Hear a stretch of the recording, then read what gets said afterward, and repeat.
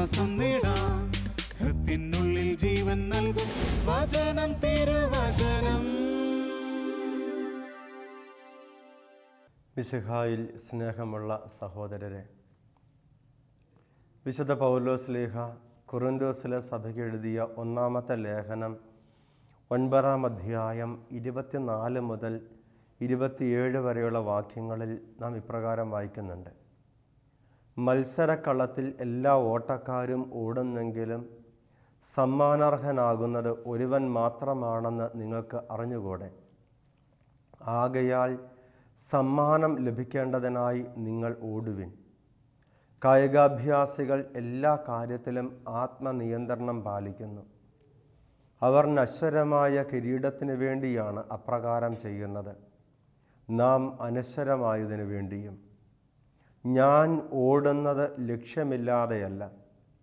ഞാൻ മുഷ്ടിപ്രയോഗം നടത്തുന്നത് വായുവിൽ പ്രഹരിക്കുന്നത് പോലെയുമല്ല. മറ്റുള്ളവരോട് സുവിശേഷം പ്രസംഗിച്ച് ഞാൻ തന്നെ തിരസ്കൃതനാകാതിരിക്കേണ്ടതിന് എൻ്റെ ശരീരത്തെ ഞാൻ കർശനമായി നിയന്ത്രിച്ച് കീഴടക്കുന്നു.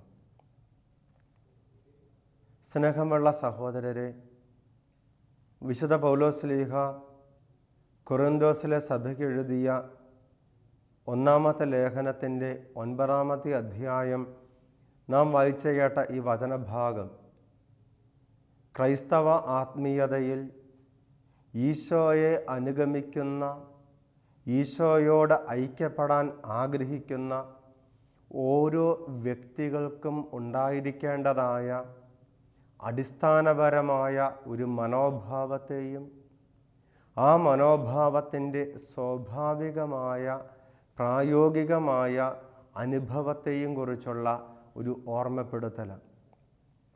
പൗലോസ് ശ്ലീഹ ഈ ഭാഗം പറഞ്ഞു തുടങ്ങുന്നത് നമ്മുടെയൊക്കെ മാനുഷിക ജീവിതത്തിൽ വളരെ പരിചിതമായ ഒരു സംഗതിയെ ഓർമ്മപ്പെടുത്തിക്കൊണ്ട്, ഓട്ട മത്സരത്തിൽ എല്ലാ ആൾക്കാരും, എല്ലാ ഓട്ടക്കാരും ഓടുന്നെങ്കിലും എല്ലാവർക്കും ഒരുപോലെ സമ്മാനം ലഭിക്കുന്നില്ല.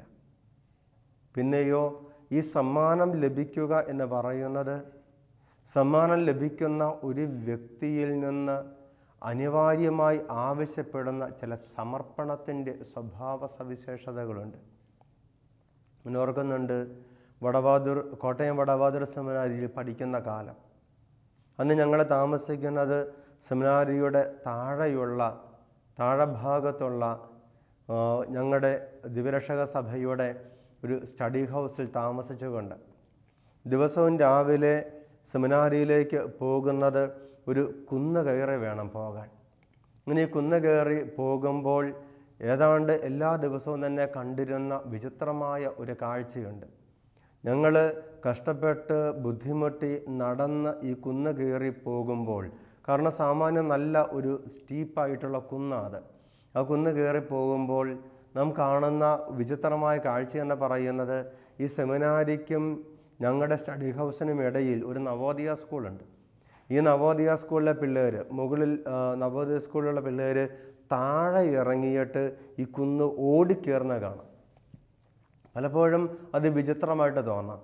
പക്ഷെ അവർ എന്തിനു വേണ്ടിയാണ് അത് ചെയ്യുന്നത് എന്ന് മനസ്സിലാക്കി കഴിയുമ്പോൾ ഈ വിചിത്രമായ ഒരു ഭാവം മാറി ആദരവിൻ്റെ ഒരു ഭാവത്തിലേക്ക് മാറുകയും, കാരണം അവരുടെ ഓട്ടമത്സരത്തിൽ അവർക്ക് സമ്മാനം ലഭിക്കേണ്ടതിന് വേണ്ടി കൂടുതൽ കർക്കശമായ, കൂടുതൽ വൈഷമ്യമുള്ളതായ കാര്യങ്ങൾ ഏറ്റെടുത്ത് ചെയ്ത് അവരവരുടെ ശരീരത്തെ പരിശീലിപ്പിക്കുകയും, ഇതേ ഉദാഹരണം പൗലോസ് ശ്ലീഹ പറയുകയും, കായികാഭ്യാസികൾ എല്ലാ കാര്യത്തിലും ആത്മനിയന്ത്രണം പാലിക്കുന്നു. എന്തെല്ലാം തരത്തിലുള്ള കഠിനമായ കർശനമായ ആത്മനിയന്ത്രണങ്ങളും സ്വയം പരിശീലനങ്ങളും അവർ അവനവൻ്റെ മേൽ നിർബന്ധപൂർവം അടിച്ചേൽപ്പിക്കുന്നുണ്ട്. ഇതെല്ലാം എന്തിനു വേണ്ടിയാണ്? കേവലം നശ്വരമായ ഈ ലോകത്തിൻ്റെ ക്ഷണികമായ നേട്ടങ്ങൾക്ക് വേണ്ടിയാണ്. ഒരുപക്ഷെ ഒരു ഒളിമ്പിക്സിലോ ഒക്കെ വലിയ വലിയ മത്സരത്തിൽ സമ്മാനം നേടുന്ന ഒരു വ്യക്തി പത്രത്തിൽ ഫോട്ടോ വരും, വലിയ വാർത്ത വരും. പക്ഷേ എത്ര ദിവസത്തേക്ക്, എത്ര കാലത്തേക്ക് മനുഷ്യർ ഇതെല്ലാം ഓർത്തിരിക്കാൻ പോകുന്നുണ്ട്? നമുക്ക് ആർക്കും ഓർമ്മയില്ല. എത്ര വർഷം കഴിഞ്ഞ ഒളിമ്പിക്സിലോ അതിന് മുമ്പിലത്തെ ഒളിമ്പിക്സിലോ പോലും സമ്മാനം കിട്ടിയ വ്യക്തികളുടെ പേരൊന്നും നമ്മുടെ ആരുടെയും ഓർമ്മയിലില്ല. അതൊക്കെ വളരെ നൈമിഷികമായ ക്ഷണികമായ ചില പ്രശസ്തിക്ക് വേണ്ടി, സമ്മാനത്തിന് വേണ്ടി ഒക്കെയുള്ളതാണ്. എന്നാൽ ക്രൈസ്തവ ആത്മീയത നമ്മോട് ആവശ്യപ്പെടുന്ന ചില ചിട്ടകളുണ്ട്, ചില നിഷ്ഠകളുണ്ട്. സ്നേഹമുള്ളവരെ, ഈ ചിട്ടകളും നിഷ്ഠകളൊന്നും അതിൽ തന്നെ ലക്ഷ്യങ്ങളല്ല, കുറേ അരുതകളല്ല. അങ്ങനെ ചെയ്യരുത്, ഇങ്ങനെ ചെയ്യരുത്, അത് നോക്കരുത്, ഇത് കാണരുത് എന്ന് പറഞ്ഞ കാര്യങ്ങളല്ല.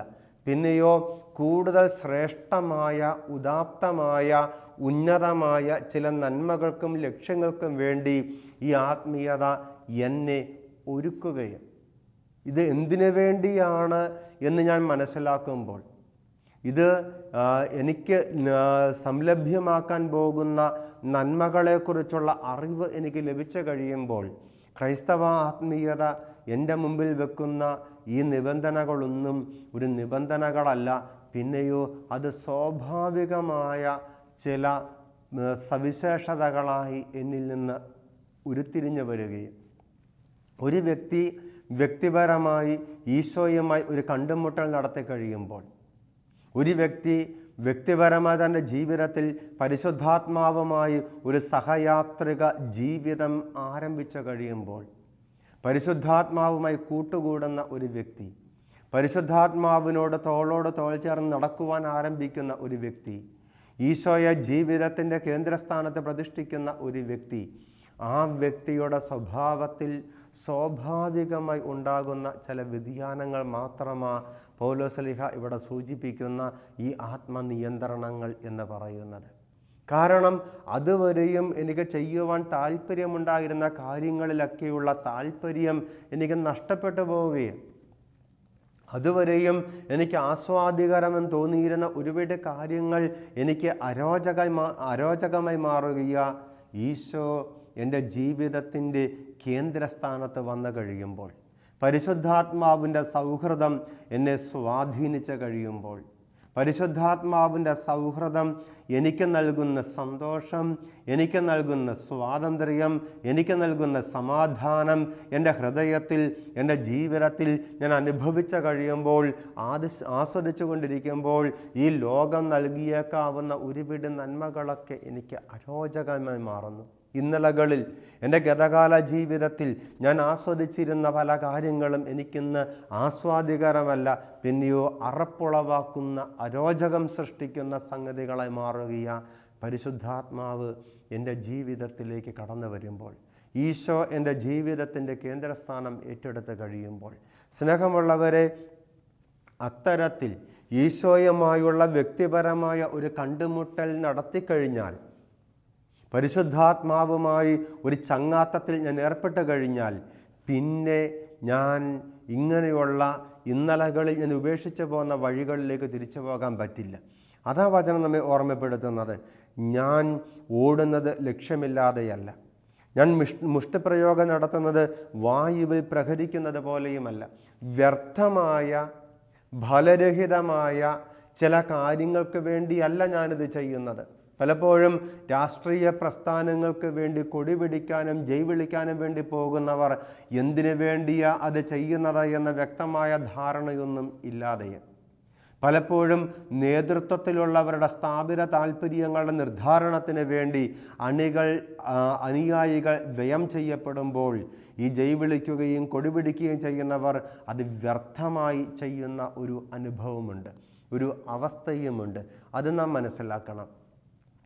പ്രശസ്തനായ ഒരു റഷ്യൻ എഴുത്തുകാരൻ, അദ്ദേഹത്തിൻ്റെ പേര് ആർതർ കോസ്ലർ എന്ന. ഈ ആർതർ കോസ്ലർ അദ്ദേഹത്തിൻ്റെ യൗവനത്തിൻ്റെ 7 വർഷക്കാലം ഒരു നിരീശ്വരവാദ പ്രസ്ഥാനത്തിനും പ്രത്യയശാസ്ത്രത്തിനും വേണ്ടി ആത്മാർപ്പണം ചെയ്ത വ്യക്തിയായിരുന്നു.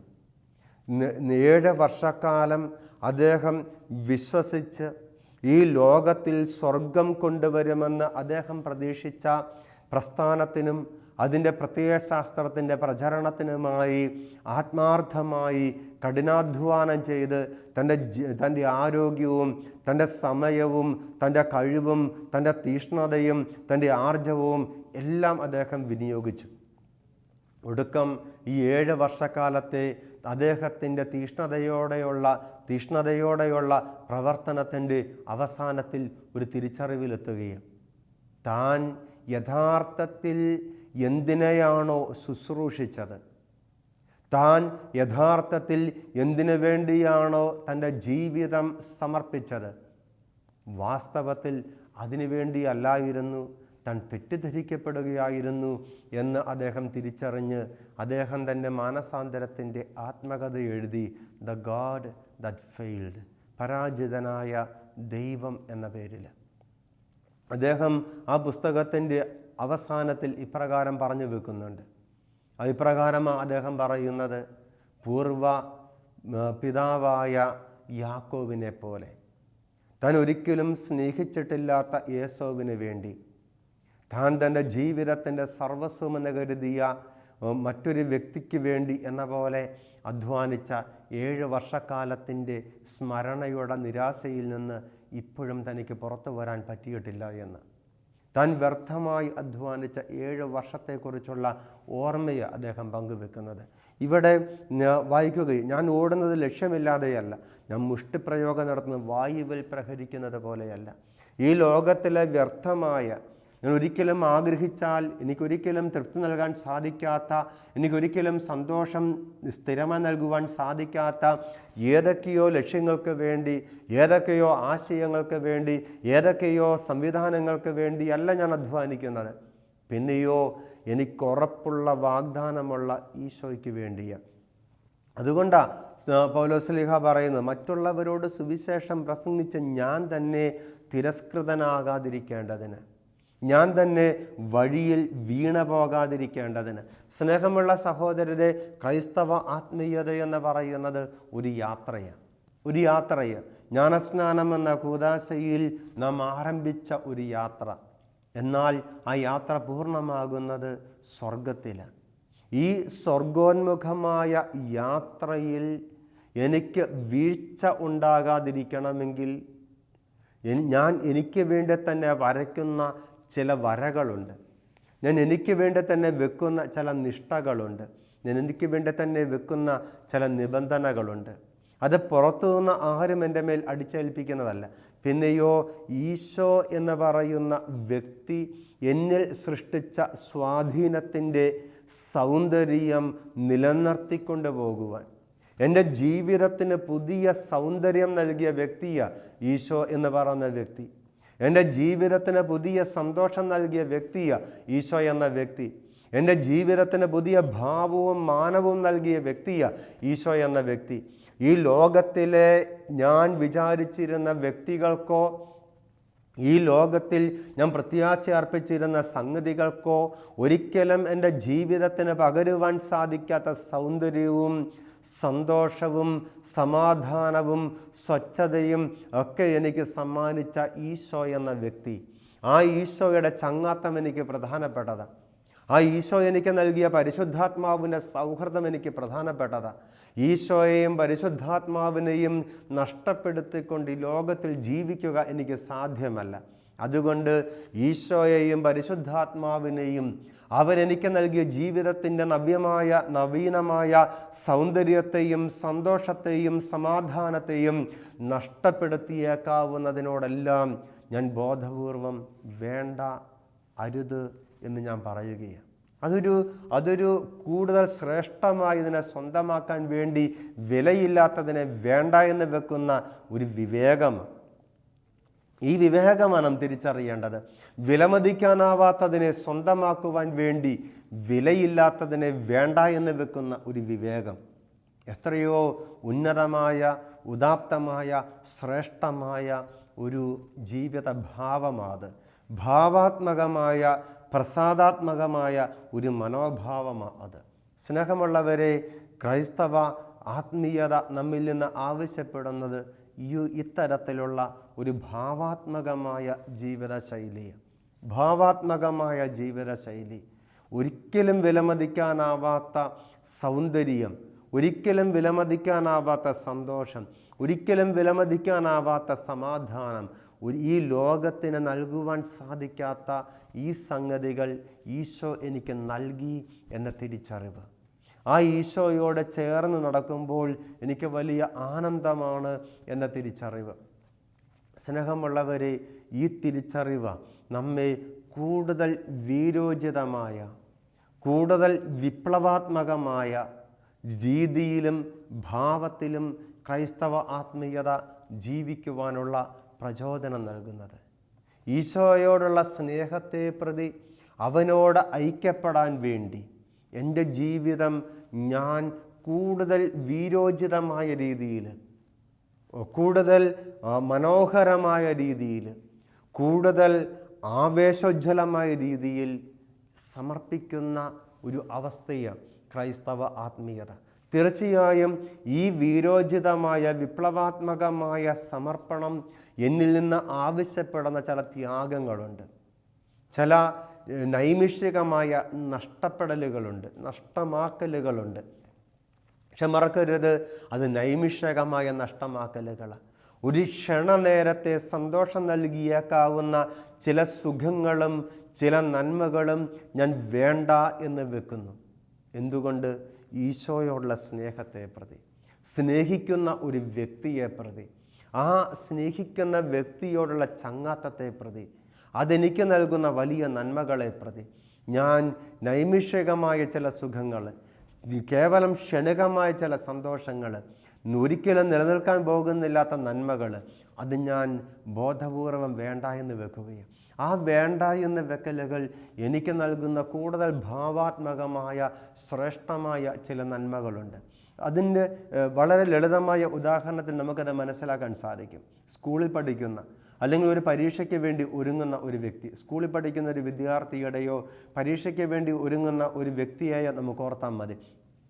പരീക്ഷയ്ക്ക് മുമ്പുള്ള നാളുകളിൽ ആ വ്യക്തി ടി വിയിലെ പരിപാടികൾ വേണ്ട എന്ന് വെക്കുന്നു, ചില വ്യക്തിപരമായ ഉല്ലാസങ്ങൾ വേണ്ട എന്ന് വെക്കുന്നു, ചില മറ്റ് സന്തോഷകരമായ കാര്യങ്ങൾ വേണ്ട എന്ന് വെക്കുന്നു.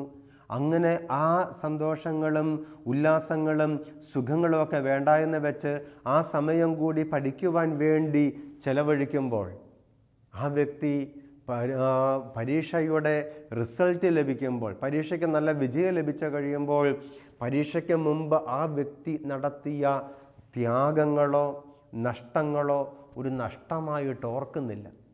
പിന്നെയോ ഈ പരീക്ഷയുടെ നല്ല വിജയം നൽകുന്ന ഉന്മാദത്തിൽ ബാക്കിയെല്ലാം മറന്നു പോവുകയും.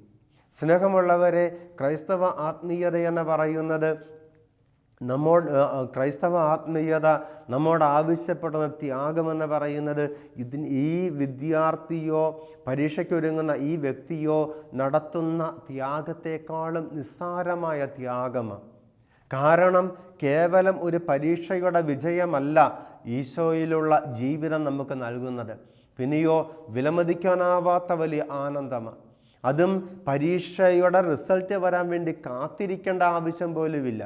പിന്നെയോ ഈശോയോടുള്ള സ്നേഹത്തെ പ്രതി ഞാൻ നടത്തുന്ന ഓരോ ത്യാഗത്തിനും ഓരോ വേദനയ്ക്കും അന്നേരം എനിക്ക് ആനന്ദമായി, സന്തോഷമായി, സമാധാനമായി എനിക്ക് പ്രതിഫലം ലഭിക്കുന്നുണ്ട്. അപ്പോൾ എനിക്ക് പ്രതിഫലം ലഭിക്കുന്നുണ്ട്. ആരെല്ലാം ഈശോയോടുള്ള സ്നേഹത്തെ പ്രതി എന്തെങ്കിലും ഒരു ചെറിയ ത്യാഗമെങ്കിലും വ്യക്തിപരമായ ജീവിതത്തിൽ, അത് ഇന്ദ്രിയ നിഗ്രഹമായിട്ടോ ആശയടക്കമായിട്ടോ ഒക്കെ ചെയ്യുന്നുണ്ടെങ്കിൽ ആ വ്യക്തിക്ക് അതിൻ്റെ പ്രതിഫലം ആത്മീയ നന്മകളായി അന്നേരം തന്നെ ലഭിക്കുന്നുണ്ട്. അത് മരണം വരെയോ മരണശേഷമോ ഉള്ള ഒരു ജീവിതത്തിലേക്ക് കാത്തിരിക്കേണ്ട സംഗതിയല്ല. പിന്നെയോ അത് ഇവിടെ വെച്ച് തന്നെ, അവിടെ വെച്ച് തന്നെ, അപ്പോൾ തന്നെ ലഭിക്കുന്നുണ്ട്. പക്ഷേ ഈ ഒരു ത്യാഗമെന്ന് പറയുന്നത്, ഒരു ഇന്ദ്രിയ നിഗ്രഹമെന്ന് പറയുന്നത് ഒരു നഷ്ടമായി, സുഖങ്ങളുടെ സന്തോഷത്തിൻ്റെ നഷ്ടമായി കരുതുന്ന വ്യക്തി വാസ്തവത്തിൽ ഈശോയുടെ വചനത്തിലെ ഒരു കാര്യം മറന്നു പോവുകയും നീ നിന്നെ തന്നെ സ്വന്തമാക്കുമ്പോൾ വാസ്തവത്തിൽ നീ നിന്നെ തന്നെ നഷ്ടപ്പെടുത്തുകയും നീ ഈ ലോകത്തിൻ്റെതായ സന്തോഷങ്ങളെ, ഈ ലോകത്തിൻ്റെതായ നേട്ടങ്ങളെ സ്വന്തമാക്കാൻ വേണ്ടി പരിശ്രമിക്കുമ്പോൾ നിലനിൽക്കുന്ന സന്തോഷം നഷ്ടപ്പെടുത്തി കളയുകയാണ്. ഈ നഷ്ടങ്ങളുടെ അപ്പുറത്ത ജീവിതത്തിൻ്റെ യഥാർത്ഥ നന്മയെന്ന് തിരിച്ചറിയാൻ അപ്പസ്തോലൻ പൗലോസ്ലീഹ നമ്മെ ഓർമ്മപ്പെടുത്തുകയാണ്. മറ്റുള്ളവരോട് സുവിശേഷം പ്രസംഗിച്ച് ഞാൻ തന്നെയും തിരസ്കൃതനായി തീരാതിരിക്കേണ്ടതിന് എൻ്റെ ശരീരത്തെ ഞാൻ കർശനമായി നിയന്ത്രിച്ച് കീഴടക്കുകയാണ് എന്ന് പറയുമ്പോൾ അപ്പസ്തോലൻ ഉദ്ദേശിക്കുന്നത് തൻ്റെ ശരീരത്തിൻ്റെ ഇന്ദ്രിയങ്ങളെ നിഗ്രഹിക്കുന്ന, തൻ്റെ ശരീരത്തിൻ്റെ ഇഷ്ടങ്ങളെ തൽക്കാലത്തേക്ക് വേണ്ട എന്ന് വെക്കുന്ന, ആശയടക്കത്തിൻ്റെ, ഇന്ദ്രിയ നിഗ്രഹത്തിൻ്റെ, ചെറിയ ചെറിയ ത്യാഗങ്ങളുടെ, ചെറിയ ചെറിയ ഉപവാസത്തിൻ്റെ, ചെറിയ ചെറിയ പ്രായശ്ചിത്ത പ്രവർത്തികളുടെ പുണ്യവഴിയിലേക്ക് കയറുന്നതിനെക്കുറിച്ച്. സ്നേഹമുള്ളവരെ, ഈ പുണ്യവഴികൾ ഈശോയുള്ള സ്നേഹത്തെ പ്രതി ഞാൻ പ്രവേശിക്കുമ്പോൾ അതെത്രയോ വലിയ ആനന്ദമാണ്. പക്ഷേ ആ ഈശോയുള്ള സ്നേഹത്തെ പ്രതി പ്രവേശിക്കുന്നതിൻ്റെ ആനന്ദം മാത്രമല്ല, പിന്നെയോ ആ വഴിയിലേക്ക് പ്രവേശിച്ചു കഴിയുമ്പോൾ പ്രവേശിക്കുന്നതിന് മുമ്പ് ഞാൻ വിചാരിച്ചിരുന്ന വൈഷമ്യങ്ങളൊന്നും അതിലില്ല. പിന്നെയോ അതിൽ തന്നെ ആനന്ദമായി മാറുകയും അതിൽ തന്നെ വലിയ സന്തോഷമായിട്ട് മാറുകയും അത് വലിയ ഒരു നേട്ടത്തിലേക്കുള്ള വഴിയായി തിരിച്ചറിയുകയാണ്. അത് നമ്മെ വലിയ ആനന്ദത്തിലേക്ക്, സ്വർഗീയമായ ആനന്ദത്തിലേക്ക്. അതുകൊണ്ട് പൗലോസ്ലീഹായുടെ ഈ ഒരു ആത്മീയതയെന്ന് പറയുന്നത് അത് ആനന്ദത്തിൻ്റെ ആത്മീയതയാണ്. പൗലോസ് അപ്പോസ്തലൻ ഫിലിപ്പി ലേഖനം 4-ാം അധ്യായത്തിൽ നമ്മോട് എത്ര മനോഹരമായിട്ട് പറഞ്ഞു വെക്കുന്നത്, നിങ്ങൾ ആനന്ദിക്കുവിൻ, നിങ്ങൾ സന്തോഷിക്കുവിൻ, നിങ്ങൾ എപ്പോഴും നമ്മുടെ കർത്താവിൽ സന്തോഷിക്കുവിൻ. ഞാൻ വീണ്ടും പറയുന്നു, നിങ്ങൾ സന്തോഷിക്കുവിൻ. ഈശോയിലേക്ക് കടന്നു വരുന്ന ഒരു വ്യക്തി സന്തോഷിക്കാൻ വേണ്ടി വിളിക്കപ്പെട്ടിരിക്കുന്ന വ്യക്തിയാണ്. ഈശോ നടന്ന വഴികളിലൂടെ നടക്കുന്ന ഒരു വ്യക്തി ഒരു നഷ്ടക്കച്ചവടമല്ല നടത്തുന്നത്. ഈശോ നടന്ന കുരിശിൻ്റെ വഴിയിലേക്ക് പ്രവേശിക്കുന്ന ഒരു വ്യക്തി അകലെ നിന്ന് ആ കുരിശിൻ്റെ വഴി നോക്കിക്കാണുമ്പോൾ ചിന്തിക്കും, ദൈവമേ, എത്രയോ ബുദ്ധിമുട്ടുള്ള വഴിയാണ്, എന്നെക്കൊണ്ട് പറ്റുമോ? പക്ഷേ ഈശോ എത്ര കൃത്യമായിട്ടാണ് പറഞ്ഞത്, എൻ്റെ നുകം അത് വഹിക്കാൻ എളുപ്പമുള്ളതാണ്, അത് എളുപ്പമുള്ളതാണ്, അത് സന്തോഷസംദായകമാണ്. ഈശോയുടെ നുകമാണ് ഞാൻ ഏറ്റെടുക്കുന്നത് എങ്കിൽ, ഈശോ നടന്ന വഴിയെ നടക്കുവാൻ വേണ്ടി, ഈശോയുടെ കൂടെയായിരിക്കാൻ വേണ്ടി, ഈശോയുള്ള സ്നേഹത്തെ പ്രതിയാ ഞാൻ ആ വഴിയിലേക്ക് പ്രവേശിക്കുന്നത് എങ്കിൽ അത് ആനന്ദസംദായകമായ ഒരു അനുഭവമാണ്. സ്നേഹമുള്ളവരെ, ഈ ലോകം നൽകുന്നത് പോലത്തെ ഒരു സന്തോഷമല്ല അത്.